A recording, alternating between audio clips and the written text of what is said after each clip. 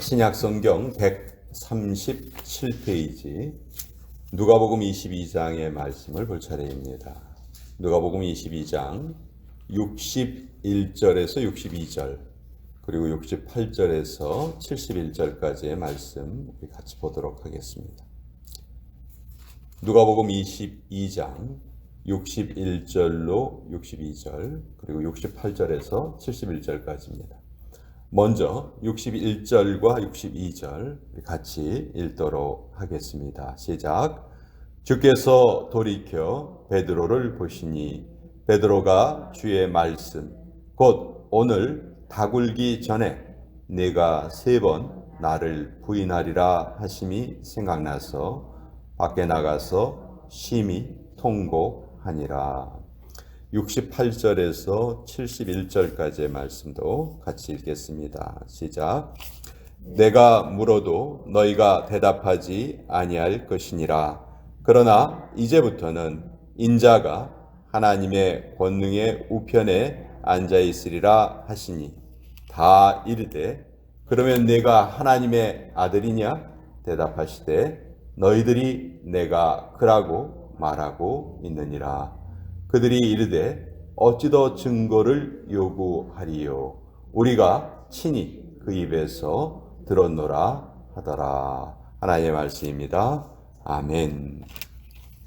자, 누가복음 22장은 예수님께서 십자가에 달리시기 바로 직전에 있었던 일을 우리에게 알려주십니다.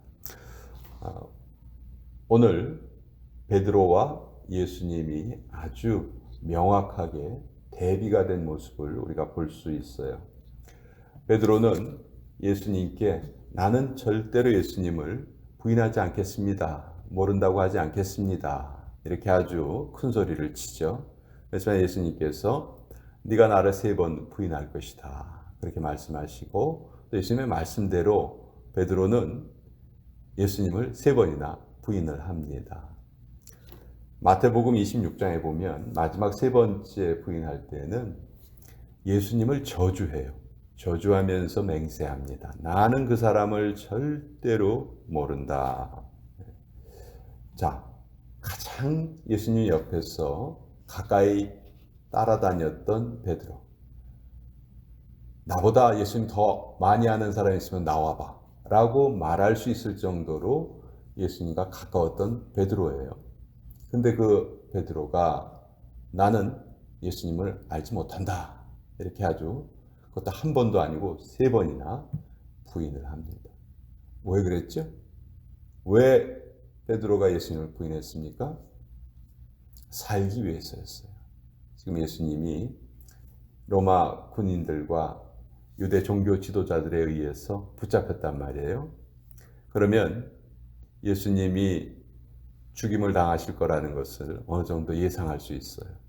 그런데 만약 그 예수님과 베드로가 가까운 사이고 늘 같이 다녔다. 이런 것이 알려진다면 어떻게 될까요? 베드로의 목숨도 위험하겠죠.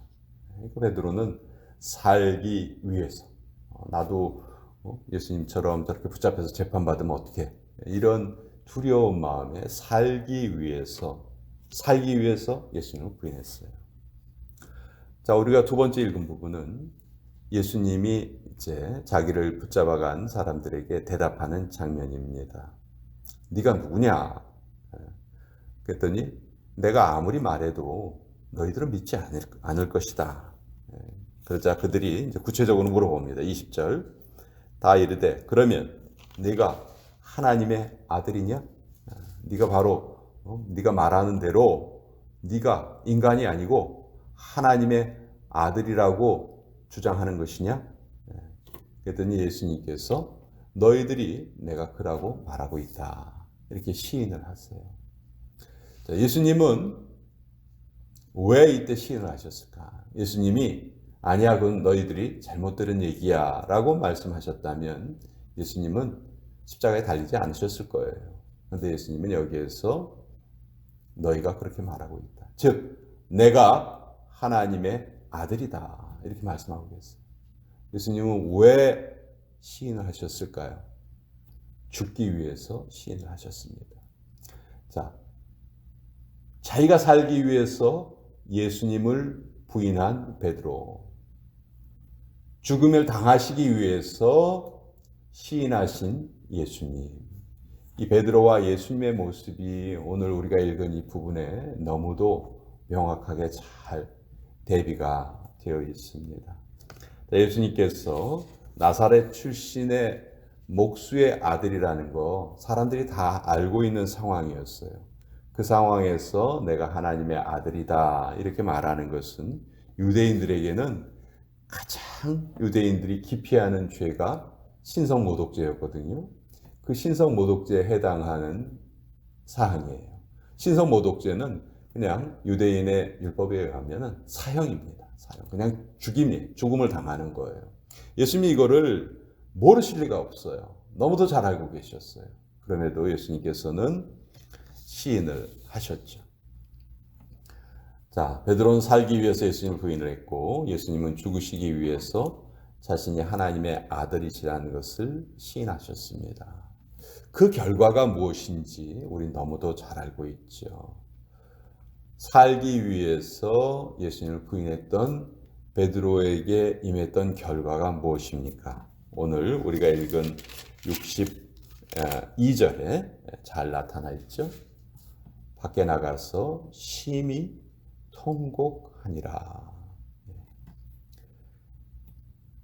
자신의 목숨을 구하기 위해서 예수님을 부인했던 베드로에게 임했던 결과, 베드로에게는 통곡이 임합니다. 분명히 베드로가 그랬잖아요. 나는 예수님을 부인하지 않겠습니다. 자기가 그렇게 말을 해놓고 그래서 3번이나 어겼다는 것이 생각이 나는 것이죠. 그 인간의 연약함 때문에, 자기의 그 연약함 때문에 베드로는 통곡할 수밖에 없었습니다.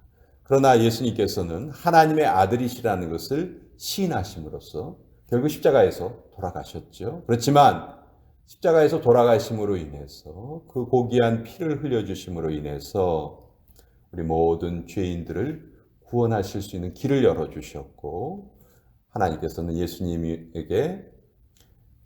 예수님을 다시 부활하셨죠. 예수님께서 하나님의 오른편에 앉으셨습니다. 모든 이름 위에 뛰어난 이름을 예수님께 주셨습니다. 모든 무릎이 예수님 앞에 무릎을 꿇게 하셨습니다. 인류를 구원하시는 유일한 구원자, 유일한 길이 되게 하셨죠. 살기 위해서 비겁함을 택한 베드로, 그러나 죽기 위해서 당당함을 택하신 예수님. 그 결과가 너무너무 달랐어요. 세상적인 논리로 보면 베드로가 대처를 잘했다고 할 수 있죠. 그 순간에 잠깐 비겁해짐으로써 베드로는 생명을 구할 수 있었어요. 세상적으로 보면 잘했어 베드로. 그래, 그런 순간은 그냥 눈 감고 지나가야 돼. 일단 살아야지. 일단 살아야 뭐 훗날을 도모할 수 있잖아. 우리가 많이 듣는 이야기예요. 그렇지만 예수님은 그 길을 택하지 않으셨죠. 자, 신앙의 관점에서는 어떤 두려움이 우리 앞에 있다 할지라도 그 신앙을 끝까지 지키는 것이 가장 올바른 길이다 하는 것을 오늘 이 베드로와 예수님의 이야기를 통해서 우리가 알 수가 있습니다. 우리도 늘 이런 선택의 기로에 서게 돼요.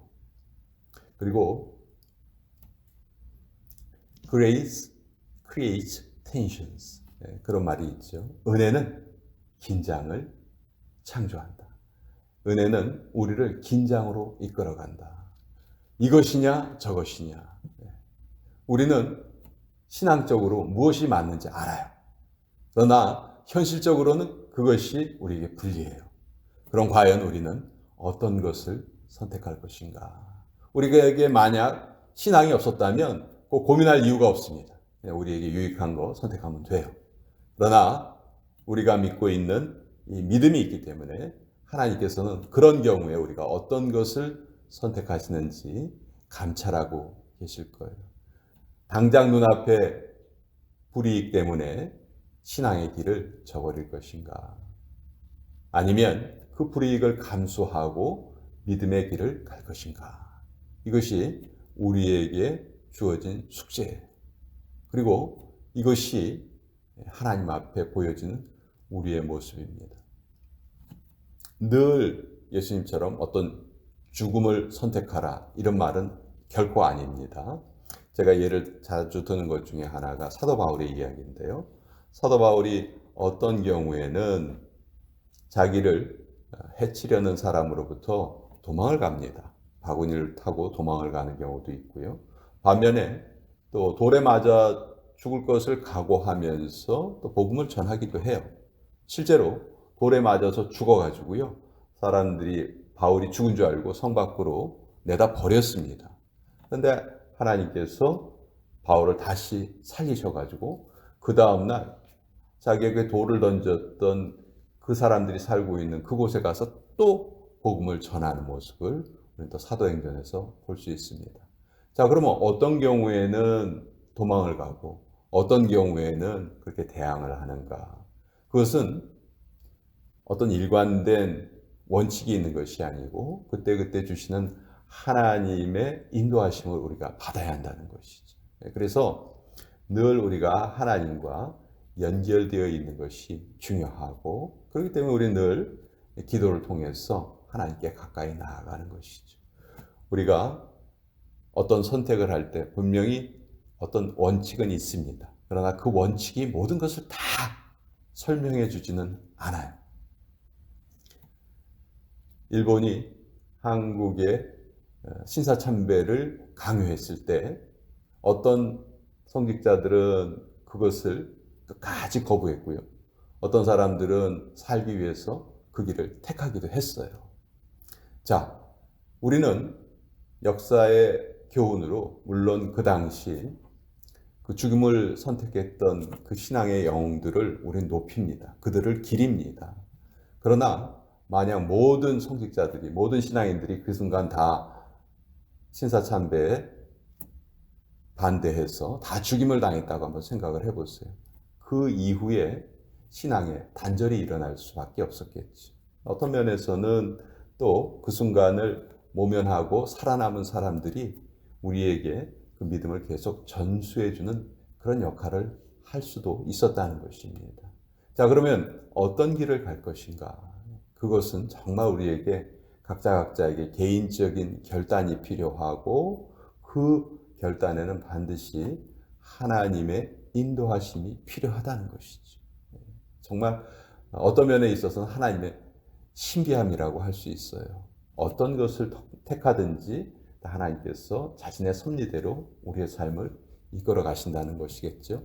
그렇지만 그 선택을 할 때 결코 우리에게 신앙적인 비겁함이 있어서는 안 되겠다.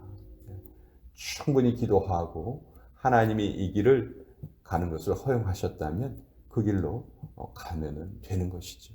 그래서 오늘 이 베드로와 예수님의 이야기를 통해서 이것도 같이 나누어 보았습니다.